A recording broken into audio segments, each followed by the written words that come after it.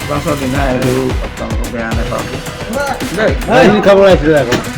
Abi Christmas boleh, enggak boleh. Boleh tahu.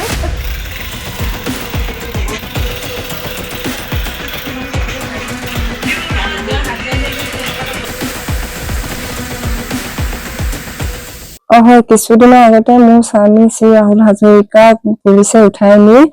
ঘৰৰ পৰা এনে ফেক এনকাউন্টাৰ কৰিছিলে তাক একো তথ্য নোহোৱাকে তাক একো সোধপোছ নকৰাকে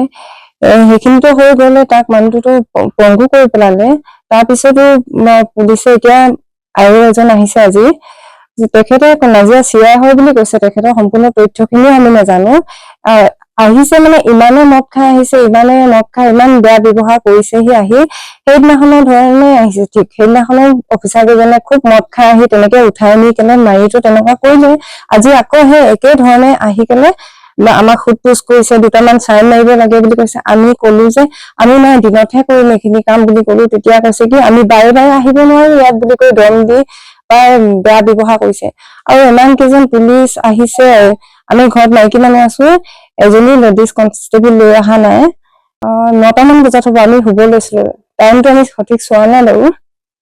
ছহিটো তাত তাৰিখটো নেদেখিলো বাৰু মানে ভালকে কাগজখিনি চাবলৈও দিয়া নাই আমাক কৈছে যে আপোনালোকৰ সপক্ষে আহিছো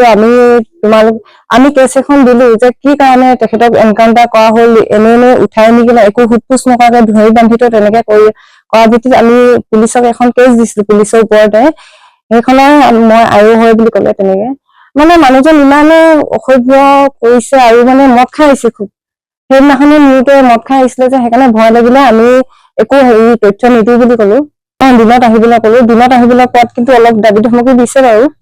নাই আমি বাৰে প্ৰতি আহি থাকিব নোৱাৰো আপোনালোকে ডিমৌ থানা যাব নহলে চেপন থানা যাব য'ত যায় যাব বুলি তেনেকে কৈছে মৰাণ খটখটি খালমাটি গাঁও নাজিয়া চিআই আহিছিলে তেখেতৰ নাম বিনোদ বৰুৱা তাৰপিছত তেখেতে আহিলে আহি সোধপোছ কৰিম বুলি আহিলে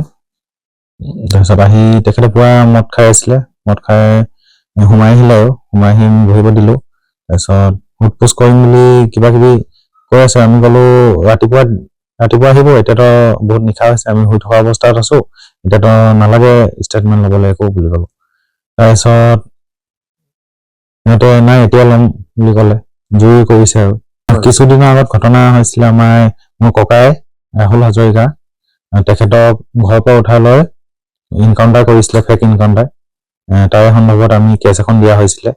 সেই তাৰে সোধপোছ কৰিম বুলি আহোঁ বুলি ক'লে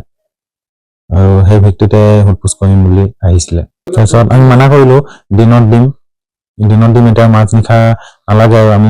শুব লৈছিলো সেইটো টাইমত ৰাতি নালাগে বুলি ক'লো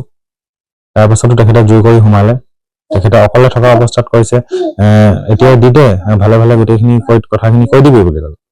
তাৰপিছত আমাৰ লোকেল থানা আছিলে বাৰু লোকেল থানা এজন যেতিয়া আছে তেতিয়া একো কোৱা নাই অকলে থাকোতে কৈছে আৰু ভিডিঅ' চিডিঅ' নকৰিবি ইটো সেইটো কথাবোৰ কৈছে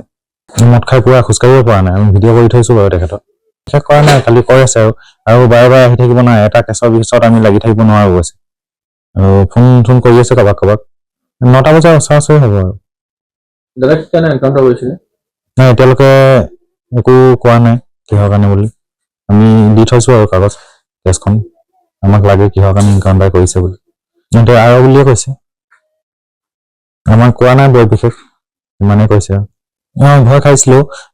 আগতো সেনেকা হ'ল আহি পিনে লৈ পিনে এখন ভৰি নাইকিয়া হ'ল তেখেতৰ পংগু হৈ গ'ল চাৰা জীৱনৰ কাৰণে তো এতিয়া পুলিচ বুলি ক'লে অলপ ভয় লাগে আৰু আকৌ আহি যদি উঠাই লৈ যায়